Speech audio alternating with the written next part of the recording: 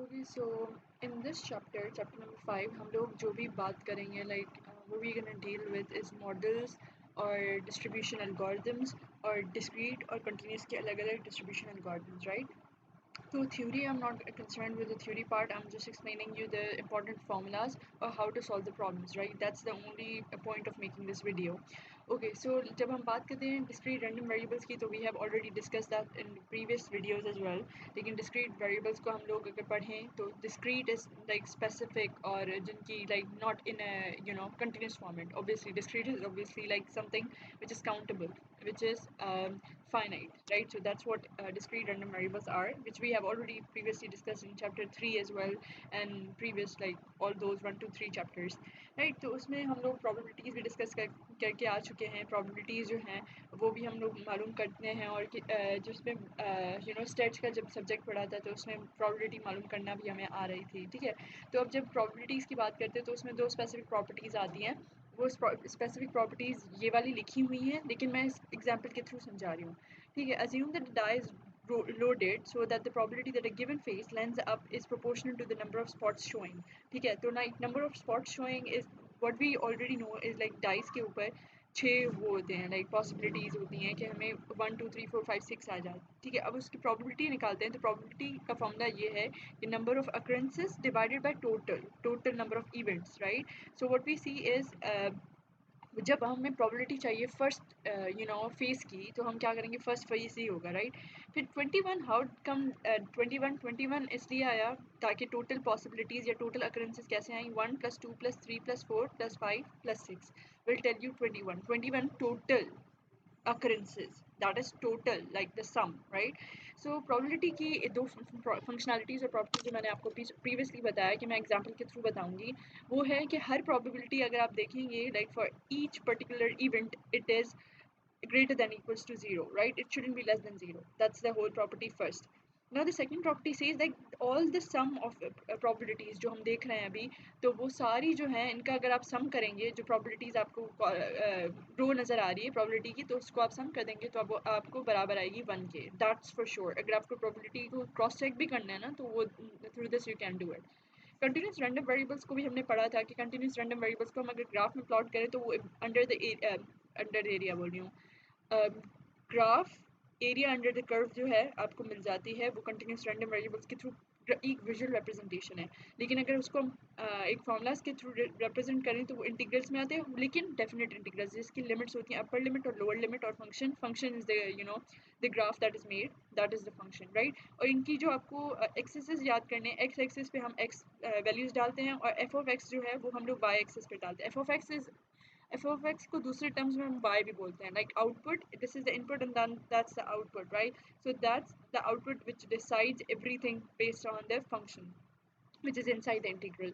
अब continuous random variable की same example हम बात करते हैं, तो die tossing experiment described in last example has a CDF. CDF is like continuous discrete or discrete form, the continuous discrete, and then we have the continuous discrete and we have the function, right? So एक होते दो forms होते हैं, एक continuous discrete function होता है, दूसरा होता है हमारे पास PDF. PDF is like the probability density function.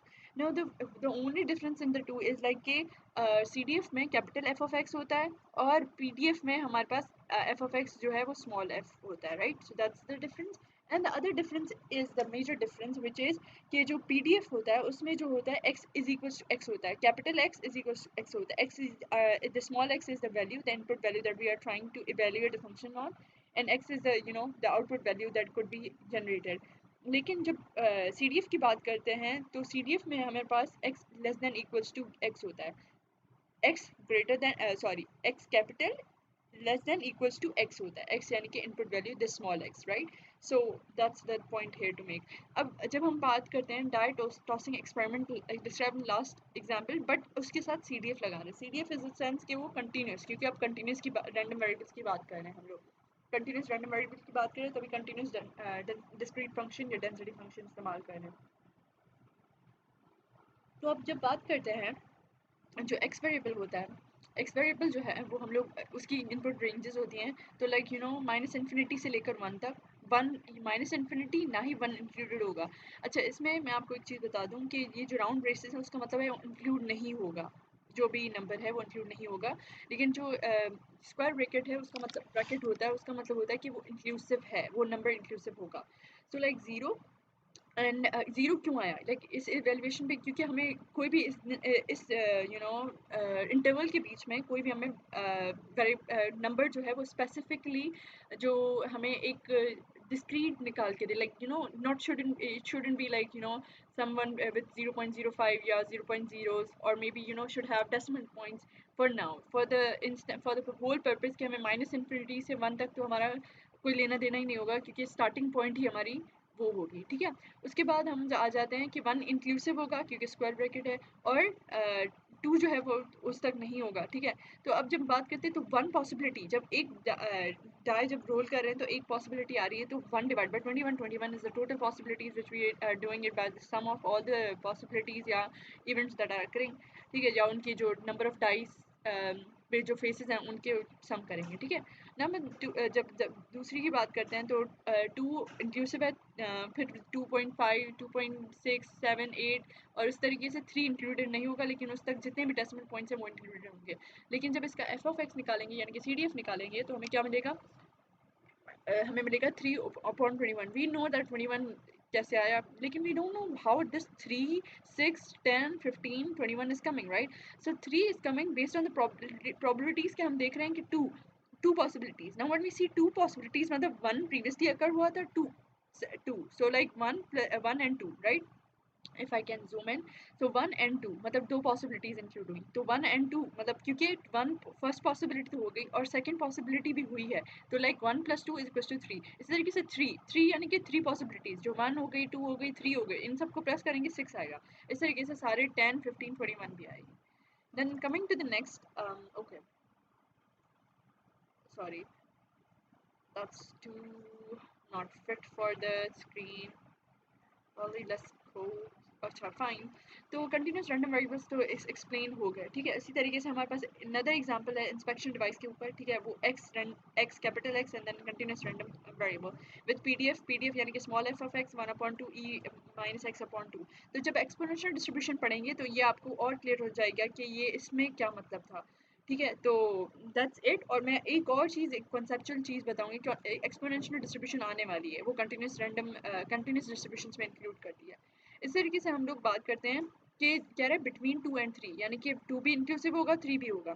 तो बिटवीन जब हम बात करते हैं, जब ऐसी कंडीशन आ जाए तो हम क्या करेंगे, उसको इवेल्युएट पी पहले पी लेकिन ग्रेटर माइनस उसको फंक्शन जब ब्रेक डाउन करेंगे यानी कि पीडीएफ और सीडीएफ बनाएंगे तो वो क्या होगा कि greater minus smaller number, so like f3 and minus f2, that is between जब हम लिखेंगे 2 से लेकर 3 तक तो वो ग्रेटर माइनस स्मॉलर लिखेंगे, और फिर उसकी इवैल्यूएशन फंक्शन एज पर द किसके थ्रू, एक्सपोनेंशियल डिस्ट्रीब्यूशन के थ्रू जो यहाँ पर यूज़ होगी, सही है।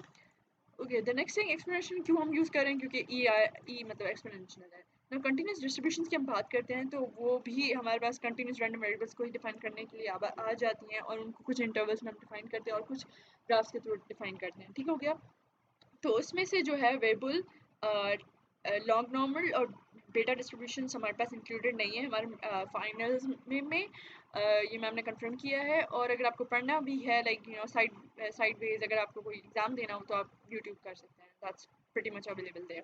यूनिफॉर्म डिस्ट्रीब्यूशन की बात करते हैं तो यूनिफॉर्म डिस्ट्रीब्यूशन जो होता है ना वो बिटवीन टू इंटरवल्स होता है। इसका एक ग्राफ मिल जाए ना मुझे तो आपको एक्सप्लेन करने में बहुत आसानी हो जाएगी मेरे लिए। Let's see if I have the graph,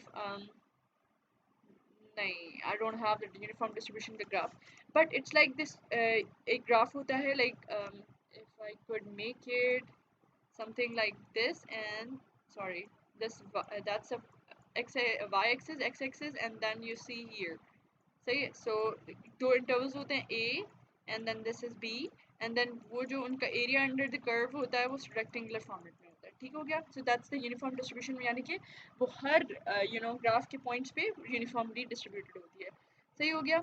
so I hope that's clear now. Let's move on to, let's not save it, but now when we talk about CDF, एक minute, okay, Now mind, now when we have to just remove the erase button, now when we see like CDF sorry जब हम बात करते हैं uniform distribution की तो उसमें दो पॉइंट्स आ जाते हैं जो हमें माइंड में रखने होते हैं, वो दैट इज़ कि F of X and then F of X, that is PDF and CDF को ध्यान में रखना। PDF is what we say is like कि हमारे पास, मैंने आपको बता दिया, probability discrete function, and the CDF is continuous discrete function और other distribution function, right. So F of X, जैसे दीज आर द, अगर मैं आपको इसकी वीडियोस भी लिंक कर दूंगी लाइक फॉर यूनिफॉर्म डिस्ट्रीब्यूशन, तो मैंने अभी जो I need to I guess draw it again the graph. So when we say here दो पॉइंट्स होते हैं A एंड B। सो अगर हम लोग बात करें इसकी जो मतलब डेरिवेशंस, मैं आपको बताऊंगी नहीं क्योंकि इनकी यूट्यूब वीडियोस अवेलेबल हैं, आप डेरिवेशंस पे जा सकते हैं। लेकिन इसकी कॉमन डेरिवेशन ये है कि हम लोग जब हम एफ ऑफ एक्स निकालते हैं, this is you know I told you Y axis जो होता है वो एफ ऑफ एक्स होता है, जिसको हम वाई भी कॉमनली कहते हैं। और I can't possibly write here, but yeah. So now you see f of x मालूम करने के लिए we know this is a rectangle, so we have the base and then the height. So we have a minus b, or since a is a lower limit, यानी कि first point, and the b is the final point, so final minus the initial point, so b minus a. So b minus a is the denominator that we got like this way. और किसकी range में? a और b की range में, that is mentioned here. सही हो गया? So I'm removing this all. And I hope this is clear. The other thing is कि इन formulas को derivation करवा रहे हैं, सारी YouTube पे available है, so you have to just remember the formula. Obviously you won't have time enough to drive those formulas in your exams, so that's there. So that again CDF का जो formula है since capital F से मालूम होता है, और ये formula है जो आपको revise करना पड़ेगा, याद करना पड़ेगा। अच्छा, इसमें जो प्रॉपर्टीज़ हैं वो एक इम्पॉर्टेंट पॉइंट, प्रॉपर्टी जो है वो काम नहीं आएगी बट कभी काम आ भी सकती है, so like you should know that. E of x जो होता है ना वो रिप्रेजेंट करता है मीन को, ई मतलब रिप्रेजेंट करता है मीन को। यूनिफॉर्म डिस्ट्रीब्यूशन में ई जो यानी कि मीन जो मिलता है वो a plus B upon two, जैसे नॉर्मल एवरेज निकालते हैं किसी भी किसी भी सीरीज़ का निकालते हैं या सीक्वेंस का निकालते हैं, तो उसमें हमें क्या मिलता है? a plus B upon two, जिसमें जिस तरीके से हम नॉर्मल एवरेजेस मीन निकालते हैं। v मतलब वेरिएंस होता है। v वेरिएंस जो होता है इसका भी डेरिवेशन आपको यूट्यूब वीडियोस पे अवेलेबल हैं, आप उनको खुद सर्च कर सकते हैं। ये आपको रिमेंबर करना पड़ेगा इन सिचुएशंस अगर आपको क्वेश्चन ऐसा दिया हो कि जिसमें वेरिएंस भी ढूंढना पड़े। So I hope that makes sense and that is clear. उसके बाद आ जाते हैं इस क्वेश्चन पे कि a bus arrives every 20 minutes at a specified stop beginning at 6:40 a.m. continuing until 8:40 a.m. यानी 6:40 से 8:40, और लेकिन 20 मिनट्स का ब्रेक ले रही है हर बार, ठीक है। जैसे आपकी नॉर्मल पॉइंट्स होती है, जैसे म्यूट की नॉर्मल पॉइंट हो गई, तो वो कैसे चलती हैं? What is the probability that a certain passenger waits more than 5 minutes for a bus if he arrives randomly between 7 a.m. to 7:30 a.m. यानी कि इस जो डिस्ट्रीब्यूशन में, यानी कि जो यू नो इंटरवल्स में, लेकिन हम जो स्पेसिफिक इंटरवल्स बता रहे हैं वो 7-7:30 से है, यानी कि कितने इंटरवल्स, मतलब 30 मिनट्स तक, यानी कि 0 से 30 मिनट्स तक का इंटरवल। सही होगा? तो हम इसको अगर दोबारा से हम इसको CDF लगा रहे हैं और यूनिफॉर्म डिस्ट्रीब्यूशन ही अप्लाई कर रहे हैं, क्योंकि uniform x is a uniform random variable, यानी कि इन्होंने खुद भी बताया हुआ है कि यूनिफॉर्म होगा। लेकिन अगर आपको नहीं भी पता हो तो you know this is a perfectly synced या परफेक्टली एक इंटरवल जो हर 20 मिनट्स में हो रहा है, यानी कि वो डेविएट नहीं हो रहा या वेरिएशंस नहीं आ रही उसमें, तो हम लोग उसको आसानी से लगा सकते हैं कि यूनिफॉर्म डिस्ट्रीब्यूशन होगा, ठीक है। सो उसका प्रोबेबिलिटी निकाल रहे हैं, तो 0 से 15, क्योंकि हमें 5 मिनट्स लेट नहीं होना चाहिए, ठीक है। और 20 से 30, why was it starting it from like 15 to 20 तक, तो हमें 5 मिनट्स यानी कि वो छोड़ने पड़ेंगे। लेकिन हम जब बात करते हैं 20 से 30, वाई डेंट वी चूज़ 35? क्योंकि हमें रेंज ही जो हमारी मिली हुई है लास्ट 30 ही तक की मिली हुई है, ठीक है। अब नाउ यू नो इजीली कि हमारे पास जो रेंजेस हैं, like upper limit and the lower limit, what we are trying to say, और maybe the initial point and the final point is like between 0 to 30 a and b। और F of X का formula भी हमें मिला हुआ है, कहाँ से मिला हुआ है? यहाँ से मिला, x minus A B minus A, ठीक हो गया। तो अगर हम लोग इसकी मालूम करें दोबारा, I told you before too, अगर p को इवेल्युएट करना है, यानी प्रोबेबिलिटी फंक्शन को इवेल्युएट करना है CDF फॉर्मेट में, तो हमें क्या करना पड़ेगा? अपर माइनस लोअर, यानी कि greater number minus lower number, greater number minus lower number. So we see here is F15 minus F0 plus F30 minus F20, right. तो उसको इवेल्युएशन अगर इस फॉर्मूला में आप डालेंगे, sorry about that, this formula में आप if you put the input values in this formula, you're going to get these values and evaluation और इसी तरीके से कंक्लूजन भी निकलेगा आंसर का। इस तरीके से हम लोग एक्सपोनेंशियल डिस्ट्रीब्यूशन की बात करते हैं, तो उसके भी कुछ फॉर्मूलाज हैं, that these are highlighted here, वो आपको रिवाइज करने पड़ेंगे। लाइक आपको याद करने पड़ेंगे. और मीन और वेरिएंस का formula like you should know it, but like deep down inside if that's coming in your exam you can put it out there. The only thing that matters here is moreover this formula f of x lambda e power minus lambda x and x should be greater than equals to 0 और उसका graph कुछ इस तरीके से नजर आता है. Models time between events जो होता है एक्सपोनेंशियल डिस्ट्रीब्यूशन का इस्तेमाल होता है टाइम बिटवीन अराइवल्स जो हमने पढ़ा है inter arrival time, time between failure, times to repair, service time, ये सारे इंक्लूडेड है. A random variable x is said to be exponentially distributed और ये अगर दोबारा ये फॉर्मूला और उसके ग्राफ्स जो हैं इस तरीके से बताएंगे. अच्छा ये जो है वो पीडीएफ का फॉर्मूला है, ये f of x that is a CDF यानी कि growing ever growing graph of exponential distribution. Sorry, इस तरीके से एक मेमोरी लेस प्रॉपर्टी होती है एक्सपोनेंशियल डिस्ट्रीब्यूशन में जो एग्जांपल के थ्रू मैं आपको समझा रही हूँ. अ लैम्प x यानी कि exp यानी कि that's for sure that's e lambda is equal to 1 power 1/3 पर आवर जो है वो उसकी heats on average one failure per 3 hours है. Like that's what exactly it is saying, right? Lambda. Now when we talk about the probability that the lamp lasts longer than its mean life तो हमें मिल गई भाई 1 upon lambda, that's for sure 3 के बराबर. देखो 3 को वहाँ लेके जाओ और 1 lambda को यहाँ लेके आओ, so it's 1 upon lambda and it's equals to 3, right? So that's the mean life. What we are trying to see is कि last longer than its mean life तो हमें मिल गई 3, राइट. तो हम मतलब उससे ज़्यादा हो जो x वैल्यू है, x is in a sense कि जो हमें अननोन है वो हमें मालूम करनी चाहिए वो 3 से ज़्यादा हो. So how can we find that easily? याद है जब हम लोग एक वो करते थे like I don't know if you remember it closely, but in 9th grade we had probability function as well, probability formulas. Sorry for a break. जो प्रोबेबिलिटी फॉर्मूलाज हमने पढ़े थे तो उसमें एक चीज़ इंक्लूडेड थी कि हम लोग p of a is equals to 1 minus p asterisk and that's the obviously negate of the p, ठीक है, probability of a, right? So the similar way is that कि हम इसको मैक्सिमम प्रोबेबिलिटी जो होती है ना, सम ऑफ ऑल प्रोबेबिलिटीज हमने पढ़ा अभी 1 के बराबर होता है, तो मतलब मैक्सिमम प्रोबेबिलिटी जो होती है 1 होती है.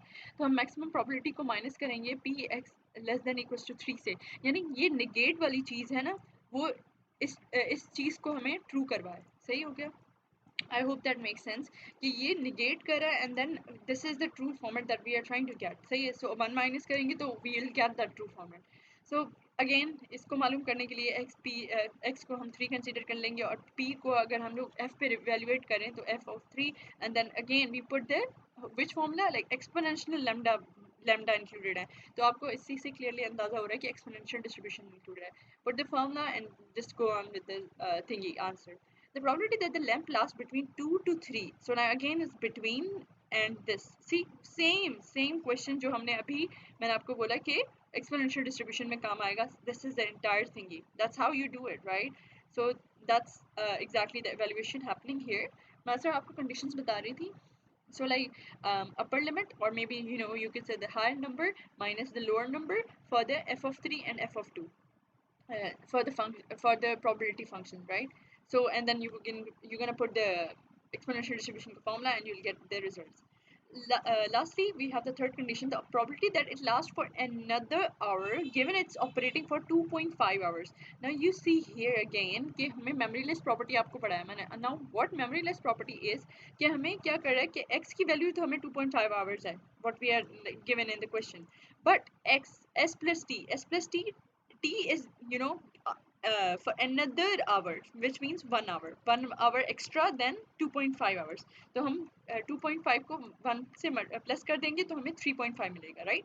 और इसको हम इवेल्युएशन बिल्कुल इसी फॉर्मूला के थ्रू करेंगे जो प्रॉपर्टी में गिवन है. इस प्रॉपर्टीज की मुराद जो है exponential distribution is very different from other distributions in the continuous distributions which is already mentioned here.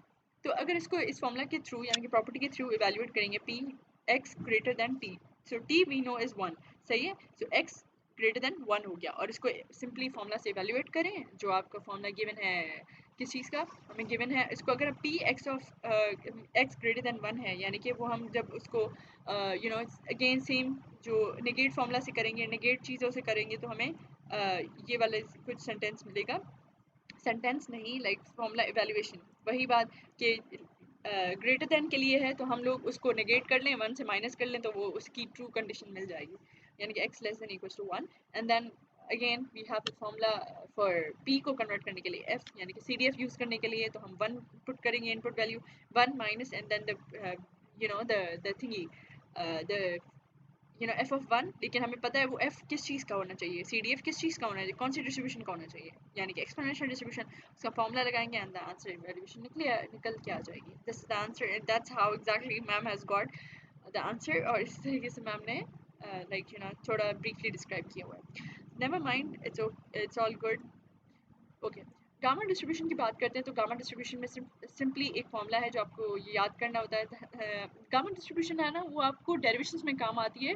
जब मैंने वीडियोस देखी थी, YouTube videos about थिंगी exponential distribution के बारे में ही मैंने देखी थी, तो उसमें जो गामा डिस्ट्रीब्यूशन का एक फॉर्मूला जो था वो इस्तेमाल हो रहा था derivation में। See, it's not important here, but you should know that this distribution exists, right? This is the formula that you should remember. Gamma distribution की एक ग्राफ की क्वालिटी ये है कि उसकी जो टेल है ना वो एक्सटेंड होती जाती है, unlike the other distribution graphs, right? So that's there. उनकी mean lives, mean values, mean formulas और variance भी दिए गए हैं। I hope that is clear. अच्छा, द अदर थिंग अराउंड इस नॉर्मल डिस्ट्रीब्यूशन की बात करते हैं तो नॉर्मल डिस्ट्रीब्यूशन हमने बहुत चैप्टर्स में भी पढ़ा हुआ है। बिल्कुल बेल लाइक जो शेप होता है जिसको हम बोलते हैं तो वो इसका ग्राफ होता है। तो ये इसका फॉर्मूला है that you should remember. Mean और मीन इसका दोनों जो हम मीन कहते हैं ना वो म्यू के बराबर होता है एवरेज, एंड देन वेरिएंस जो होता है वो सिंपली वेरिएंस ही होता है जो सिग्मा स्क्वायर होता है यानी कि वेरिएंस। एंड उसको हम लोग इस तरीके से डिनोट करते हैं, यानी कि ये डिनोशन जो डिनोटेड है इस तरीके से वो हमें प्रॉब्लम्स में काम आएगा। तो we'll have to remember this the notations. Okay, that's there. सही, तो आपको नोटेशंस पता होने चाहिए। इसी तरीके से हम आगे बढ़ते हैं तो इस तरीके से जो एफ ऑफ एक्स है यानी कि CDF है, इस तरीके से हम लोगों ने ये चीज़ देखी तो वो PDF था इसका नॉर्मल डिस्ट्रीब्यूशन का। ये फॉर्मूला आपको याद होना चाहिए। बेल लाइक कर्व होता है, बीच में m इज इक्वल टू 0 यानी कि हमारे पास एवरेज होती है। ये सिग्मा स्क्वायर जो होती है हमारे पास वेरिएंस हो गए। और इस तरीके से 5z कह लें या आप इसको z कह लें, तो कुछ भी आपको कह सकते हैं इसको, ठीक है। तो that's there, don't worry about it, क्योंकि फाइव या z की जो भी वैल्यूज आती हैं वो आपको टेबल से दी जाती हैं, या तो मैम आपको उसकी डायरेक्ट वैल्यू दे देंगी या आपको टेबल देंगे, खुद फाइंड आउट करना पड़ेगा। आई होप दैट्स क्लियर। उसके अलावा हम लोग बात करते हैं तो CDF मिल गया। CDF का डायरेक्ट फॉर्मूला ये है, आपको याद करना पड़ेगा।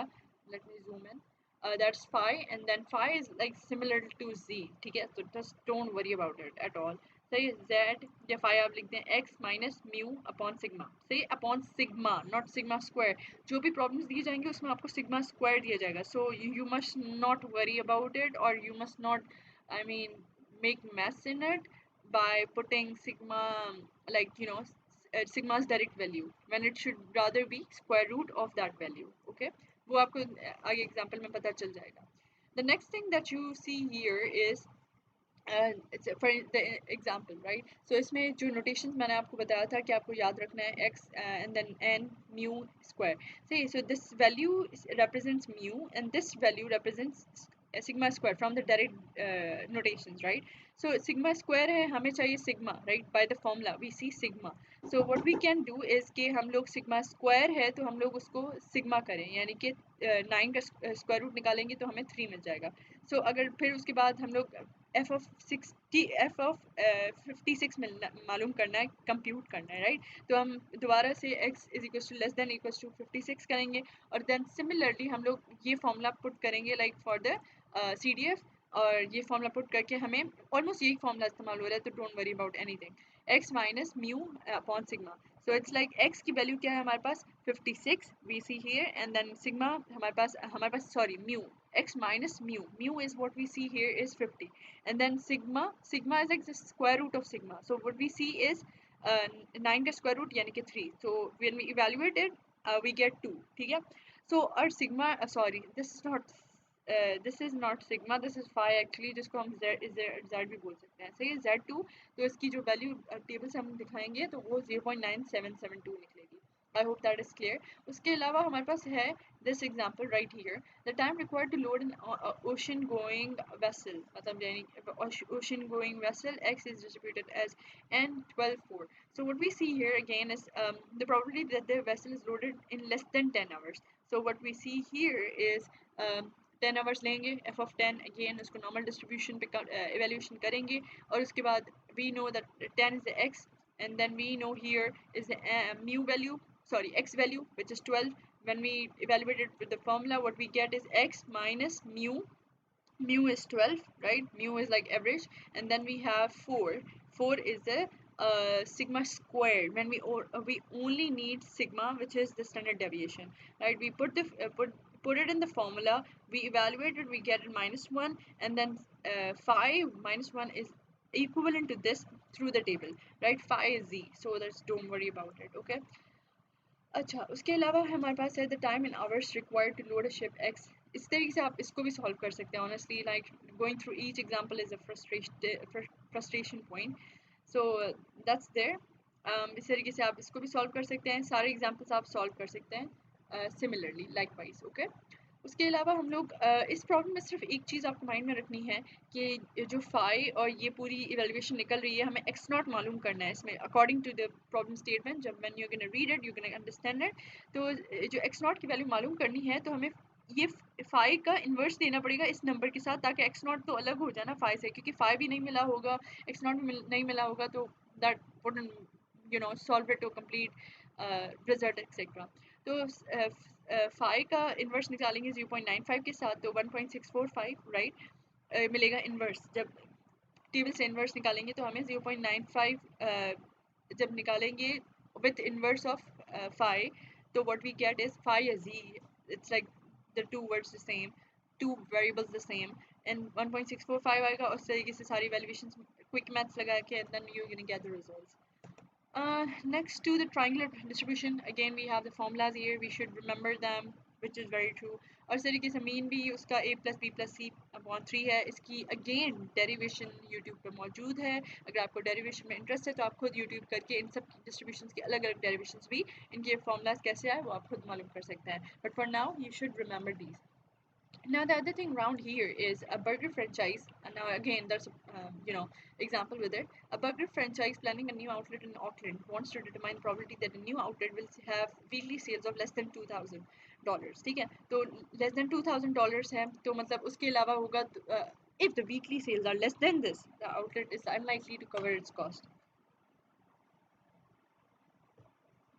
तो मतलब हमें वहाँ पर वी हैव टू कैलकुलेट। अच्छा, इसमें कैसे पता चलेगा, क्योंकि हमें एक पीक वैल्यू गिवन है। ट्रायंगुलर डिस्ट्रीब्यूशन की जो एक मैं आपको हिंट देना चाहूँगी वो ये होगा कि इसमें मैक्सिमम, मिनिमम या पीक वैल्यू गिवन होती है, जिससे हम इजीली आगे डिस्ट्रीब्यूशन को सॉल्व कर सकते हैं या उस प्रॉब्लम को बता सकते हैं, आगे उसको कर सकते हैं। So they wish to calculate probability this, they use a triangular distribution to model the future weekly sales. यानी कि या मैम बता देंगी आपको कि ट्रायंगुलर डिस्ट्रीब्यूशन इस्तेमाल होगी, मिनिमम वैल्यू दे देंगी मैम, आपको मैक्सिमम वैल्यू दे देंगी, जो मैंने आपको बताया कि ये चीज़ें इंपॉर्टेंट होती है ट्रायंगुलर डिस्ट्रीब्यूशन में, और एक पीक वैल्यू मैम आपको दे देंगी जो ये होगा, जिससे आपको अंदाज़ा हो जाएगा कि कौन सी डिस्ट्रीब्यूशन का टाइप लगाना है। I hope you got it. इसको इस तरीके से सॉल्व करेंगे, आपको पता होना चाहिए कि जब कहाँ से हमें सेल्स मालूम करनी है। हमें ए और बी मिला हुआ है, यानी कि अगर इसको ग्राफ पे प्लॉट करें, ए मिला हुआ है 1000, बी मिला है 6000, और हम चाहते हैं कि जो पीक वैल्यू मिले वो हमें 3000 पे मिले। पीक वैल्यू, पीक जो बनाएगी वो ट्राइंगल की वो 3000 पे बनेगी। और लेकिन हमें जो चाहिए x 2000, यानी कि x 2000 से लेस देन वैल्यू अगर मिलेंगी तो हम नहीं प्रोग्रेस कर पाएंगे, हमारा फ्रेंचाइज नहीं प्रोग्रेस कर पाएगा। तो वहीं हमारे पास एक शेडेड एरिया बन गया। सो जब हम एरिया ऑफ ट्राइंगल की बात करते हैं तो हमारे पास 1/2, हमें ये एरिया से ही मकसद है ना, मतलब है 1/2 base into height. So base हम देख रहे हैं तो हमें क्या मिल जाएगा, 2000 माइनस 1000 में ए बी माइनस ए, तो 1000 मिल जाएगा। लेकिन हम जब हाइट की बात करते हैं तो height is like what we see function F of height is y is f of x, so we see f of x is 2000. So when we again we are doing it since 2000 between a and c, so what we see here जो 2000 आ रहा है value, ये number आ रहा है, तो that is coming between 1 and 3000. You see 1000 was the starting point, 3000 the peak, right? So a and c, right? So उसको again दोबारा height f of 2000, again कौन सी डिस्ट्रीब्यूशन इस्तेमाल करेंगे, ट्राइंगुलर डिस्ट्रीब्यूशन। उसका फॉर्मूला अवेलेबल है, x की value डाले, a की वैल्यू डाले, b की वैल्यू डाले, c की वैल्यू डाले, और इस तरीके से आपको आंसर मिल जाएगा। उसी तरीके से हाइट मिल जाएगी इस तरीके से आपको। फिर उसके बाद आपको फॉर्मूला में हाइट भी मिला हुआ है, बेस भी मिला हुआ है, तो आप इसको एरिया ऑफ ट्राइंगल के फॉर्मूला में अप्लाई करके प्रोबेबिलिटी मालूम कर सकते हैं। आई होप दैट इज क्लियर। सही है। लॉग नॉर्मल डिस्ट्रीब्यूशन इंक्लूडेड नहीं है, अगर आप इंटरेस्टेड हैं तो आप यूट्यूब कर सकते हैं। Log normal is not included, Weibull is not included, और इनकी जो समरी है वो आपको इंपॉर्टेंट है। How is it important, now let's have a discussion on it. जब अगर हाई, ये आप खुद रीड करेंगे ना आपको खुद भी समझ आ जाएगा, मेरे समझाने से भी वही चीज़ है जो मैंने आपको प्रीवियसली बताया सारे एज अ पॉइंटर्स में। सही, so this is theory, you can read it now, you can relate to the theory since we have already discussed and gone through all the questions. Now when we see इनको graphically represent करना, एक visual eye, like it's a thingy, it's like something that can relieve you with a lot of theory and words, right? So when we see uniform continuous distribution, मैंने आपको अभी बताया था, sorry I didn't trace back to this graph, I'm really sorry, my bad, I was like thinking where this graph is, but we found it here. Now see f of x, यानी कि y-axis, x-axis, and then 2 points that we are considering here with the rectangular shaded area from starting from A to B, and this is a continuous distribution, uniform distribution. You see, the point isn't changing anytime soon. So like it's 1 upon b minus a for the f of x. Again, for triangular distribution, we have the minimum, maximum, and the peak value. For the normal distribution, we see the bell-like curves. Exponential distribution जो है वो like कभी rising distribution हो जाती है, कभी उसका graph जो है वो पीक राइज पे जाता है, मतलब शुरू पीक से लोअर वैल्यूज पे आ जाता है, या वो कभी लोअर वैल्यू से पीक पे चला जाता है, डिपेंड्स कि वो CDF है या PDF है, as previously discuss. Log normal distribution में ये होता है कि उसका जो टेल होती है ना वो बस डिफरेंट होती है, उसकी एक्सटेंडेड टेल होती है, इस तरीके से वेबल की भी और गामा डिस्ट्रीब्यूशन की, there is like much similarity in these two. The other thing is discrete distributions. अच्छा, इसी तरीके से हम लोग बर्नौलीज ट्रायल्स को या बर्नौलीज डिस्ट्रीब्यूशन को बात करेंगे, वो इंक्लूडेड होती हैं डिस्क्रीट डिस्ट्रीब्यूशन में। ये डिस्क्रीट डिस्ट्रीब्यूशन का टॉपिक स्टार्ट होता है। इस तरीके से बर्नौली ट्रायल्स जो होते हैं ना, उसमें बस आपको जो पॉइंटर्स मैंने देने हैं वो ये हैं, सक्सेस और फेलियर होता है, दो चीज़, उसमें दो पॉसिबल आउटकम्स होते हैं, सक्सेस होगा या फेल होगा। सक्सेस के लिए 1 होगा, फेलियर के लिए 0 होगा। और आपको पता होना चाहिए कि अगर हमने ये फॉर्मूला पढ़ा भी है, ये Bernoulli's trials हमने 9th grade में, sorry not 9th grade but it was 12th grade, 12th or probably 11th, right? P जो होता है वो represent करता है हमारे पास सक्सेस को, और Q जो represent करता है वो फेलियर को represent करता है। अच्छा, दोनों का सम जो होता है वो 1 के बराबर होता है, ठीक है? P plus Q, let me just make a text here and we can say P plus Q is equals to 1. When we say P is a success factor and Q is a failure factor, सही है? So when we like rearrange this formula we can get P's value or either Q's value. तो हमें जब भी questions दिए होते हैं ना तो उसमें एक चीज़ दी होती है, या P या Q, सही? So just be mindful about that. और इसमें जो दूसरी जो इंडिपेंडेंट टर्म्स अगर आते हैं तो उसके इसकी इवैल्यूएशन कैसे करते हैं, वो through this formula, it's the product of P1 and X1. P1 probability and then X1 the values that we are trying to get. Okay, I hope that is that is like the sum or maybe the product of all the probabilities that we are getting through this distribution. लेकिन ये सिर्फ discrete distribution की बात हो रही है। जब अगर बात करते हैं number of successes in an Bernoulli's trials, x has a binomial distribution, और बायनॉमियल डिस्ट्रीब्यूशन का ये फॉर्मूला है जो आपको याद करना पड़ता है। उसकी मीन वैल्यू जो है वो एन पी के बराबर होती है, वी एक्स यानी कि वेरियंस जो है वो एन पी क्यू के बराबर होता है।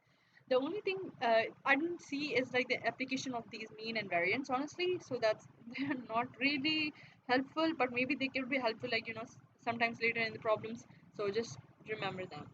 उसके अलावा जब बात करते हैं एग्जाम्पल की ही, तो एग्जाम्पल में आ जाते हैं, suppose 40% of a very large population of registered voters favour candidate Obama, a random sample of n is equals to 5 voters will be selected and x be the number favoring Obama out of 5 is to be observed. What we see here is 40% of a very large population of registered voters favor यानी कि हम उसके favour में, यानी success उसको मिल रहा है जो 0.440 मिल रहा है। अब देखें, आपको फेलियर नहीं दिया गया था, आपको फेलियर मालूम करना पड़ेगा किस तरीके से। P plus Q is equals to 1 के बराबर है ना, तो P मिला हुआ है तो ये Q आएगा यहाँ पर, so that's a mistake here. So 1 minus P यानी कि हमें Q मिल जाएगा, किस तरीके से Q is equals to 1 minus P। तो इस तरीके से हम लोग आ जाते हैं, तो हमारे पास क्या मिल जाए, P is Q, since it's wrong, Q is equals to 1 minus P, P मिला हुआ है, 1 minus P करेंगे तो 0.60 आ जाएगा, यानी कि सक्सेस भी मिल गया, फेलियर भी मिल गया।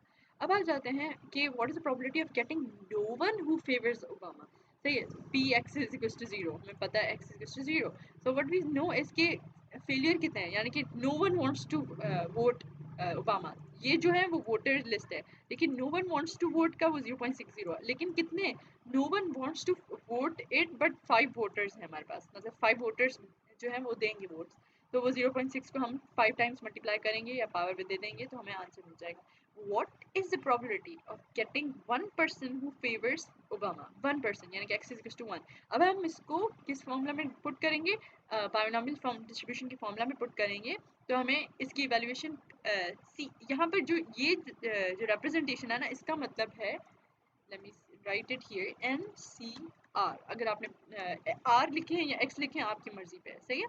So let me just write it according to formula NCX. Obviously हमने पढ़ा था, binomial distribution हमने पढ़ी हुई है, लेकिन 8th grade as well, so now you might know what it is.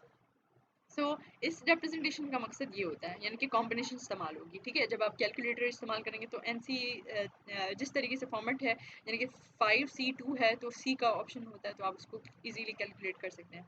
तो what is the probability of getting one person who favours Obama, तो इसमें जो n है, n is total number of voters which is 5, सही है, और one person जो है वो वोट कर रहा है, तो what does x become 1, and then we have the p value, q's value, तो हम इजीली पुट करके उसको फॉर्मूला में इवैल्यूएशन कर सकते हैं. इस तरीके से what is the probability of getting two person who favours Obama, two person है, x इक्वल्स टू 2 आएगा. इस तरीके से हम सेम बायनॉमियल डिस्ट्रीब्यूशन की फॉर्मूला में पुट करेंगे, n तो 5 ही रहेगा, 2 जो है वो चेंज हो जाएगा, x चेंज हो जाएगा 2, और p हमें मिला हुआ है, यानी कि यानी कि हमें क्या मिला हुआ है, p में, यानी कि सक्सेस मिला हुआ है, फेलियर भी मिला हुआ है, इसको इवैल्यूएट करके हम लोग p of x is equals to p of x is equals to 2 मालूम कर सकते हैं. The other thing around is binomial distribution का एक दूसरा एग्जाम्पल, जिसमें हम लोग बात करेंगे कि इजीली उसको और ज़्यादा डिटेल पढ़ेंगे. A production process manufacture alternates for outboard engines used in recreational boating. On the average, 1% of the alternators will not perform up to the required standards when tested at the engine assembly plant. We see 1% is not performing. Not performing, we are it's perfectly failure. सही है. So like what we see here is like a P 0.01 will not perform up, which is a success factor, they वो नहीं perform करेंगे, right? So P is equals to 0.01 by, when we evaluate 1 divided by 100, so it's like 0.01. सही है.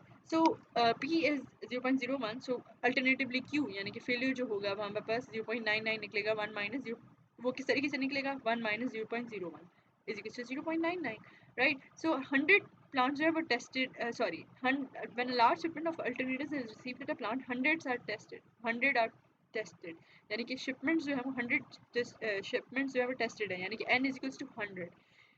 if more than 2 are non confirming, तो हमें मालूम करना है कि उसके what is the probability of returning a shipment, ठीक है. उसमें 2 जो है, अगर 2 खराब निकलते हैं तो हमें वो रिटर्न करने हैं shipments, that's to be exactly said like in simple terms. अब हमें यहाँ पर x की वैल्यू हमें पता है कि क्या है, मोर देन 2, ठीक है. मोर देन 2 को बाद में एवेल्युएट करते हैं किस तरीके से करते हैं, वही सिंपल तरीका जो प्रीवियसली है, लेकिन उसको आगे चल के करते हैं. n की वैल्यू तो हमें पता चल गई 100 है, p की वैल्यू भी मतलब पता चल गई हमें, और फेलियर रेट भी पता चल गया, p मिला हुआ है तो q कैसे नहीं मिलेगा, इजीली मिल जाएगा, 1 माइनस p कर लेंगे.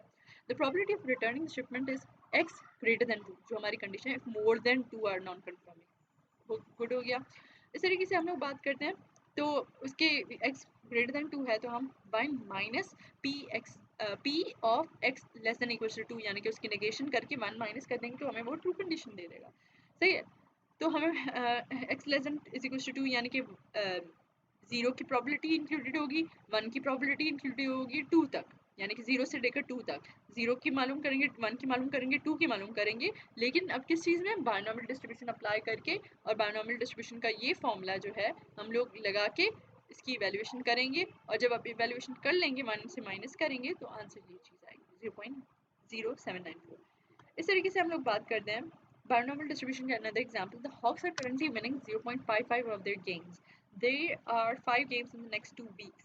मतलब कितनी विनिंग प्रोबेबिलिटी है 0.55, और इस तरीके से अगर P मिला हुआ है यानी कि विनिंग मिली हुई है तो हम 0.45 निकाल सकते हैं Q as a value 1 minus P करके. अब हम बात करते हैं, देयर आर 5 गेम्स, यानी कि n की वैल्यू भी 5 मिल गई.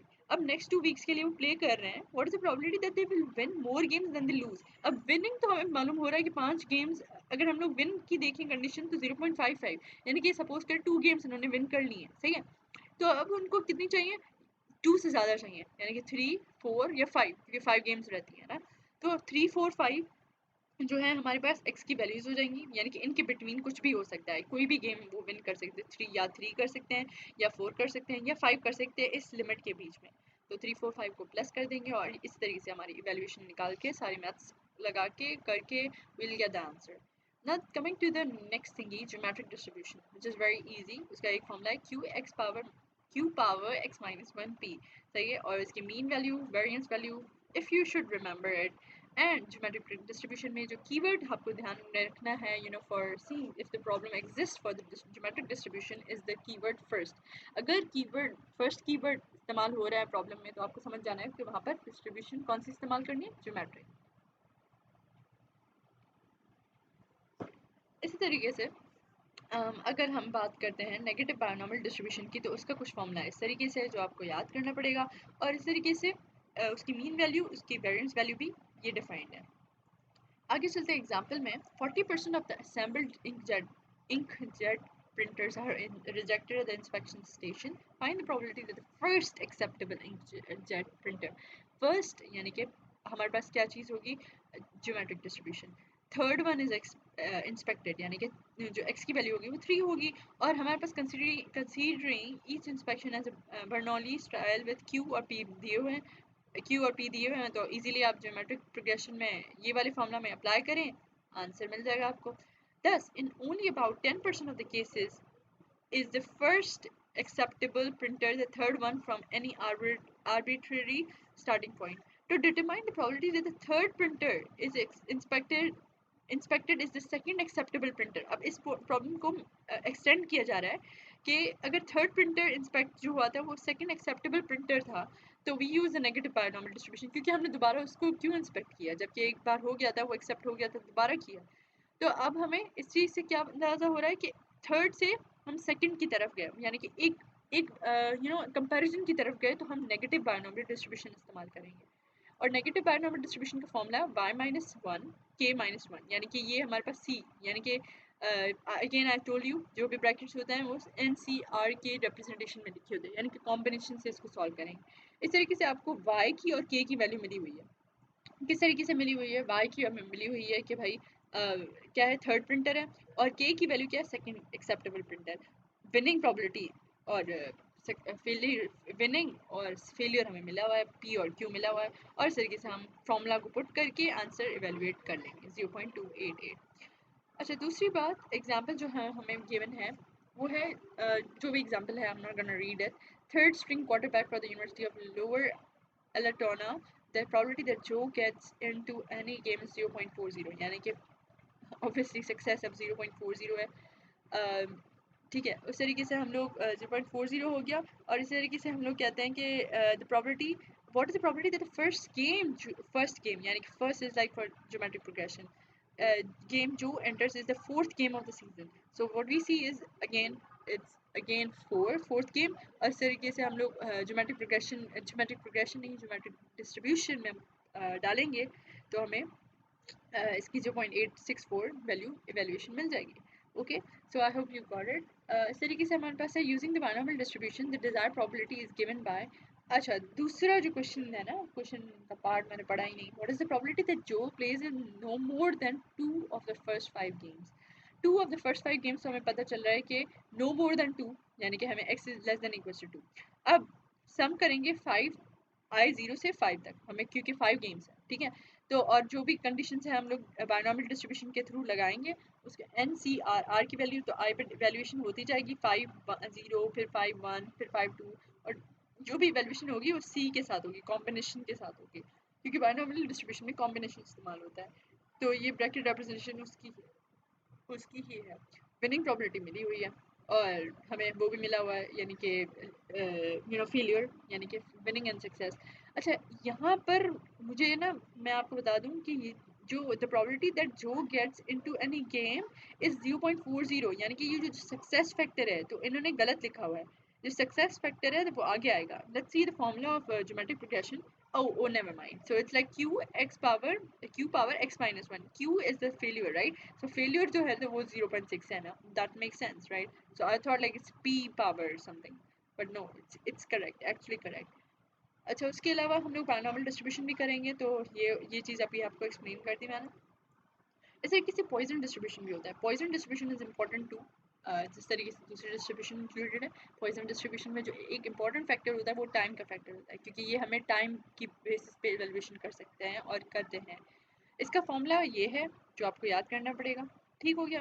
मीन और वेरिएंस जो है इन दोनों की इक्वल है, यानी कि वो लैम्डा के बराबर है। Now let me just highlight it again here because I didn't do it for my thingy as well. So it's lambda. I mean, I did write it here. I'm sorry. I mean, I can highlight what I wrote here. यानी कि इसकी mean और इसका variance जो है वो lambda के बराबर है। सही हो गया? Okay, so now when we talk about Poisson distribution, तो Poisson distribution का जो again we see the same formula है, उसमें सिर्फ lambda की जगह पर अल्फा लगाया गया है। ठीक है, वो कुछ भी हम वेरिएबल इसको स्पेसिफाई करते हैं मैथ्स में, तो वो डिफरेंट कंडीशंस पे होता है। अगर उसके दोनों ही मीन और वेरिएंस दोनों ही बराबर थे लैम्डा के, तो अगर हम लोग लैम्डा के बराबर थे ना, तो लैम्डा की जगह अगर कोई दूसरा वेरिएबल लगा ले ना, कि अल्फा लगा ले इवैल्यूएशन के लिए, तो उसका उसका कोई भी मतलब डिफरेंस नहीं होता। यानी कि वो अल्फा ही रहे, अल्फा हो लैम्डा हो, लेकिन फॉर्मूला सेम रहेंगे, सिर्फ लैम्डा की जगह पर अल्फा आ जाएगा, कुछ और तो है नहीं चेंजेस। इसका पीडीएफ ये है, सीडीएफ ये है, ये आपको याद करने पड़ेंगे। इस तरीके से इफ रैंडम मतलब आ जाते हैं प्रॉब्लम्स के ऊपर, सिर्फ एक प्रॉब्लम करवाऊंगी, बाकी दूसरे आप समझ जाएंगे, बहुत ईजी है। Poisson distribution, it's a random variable x follows a Poisson distribution with mean 3.4, mean is lambda, okay?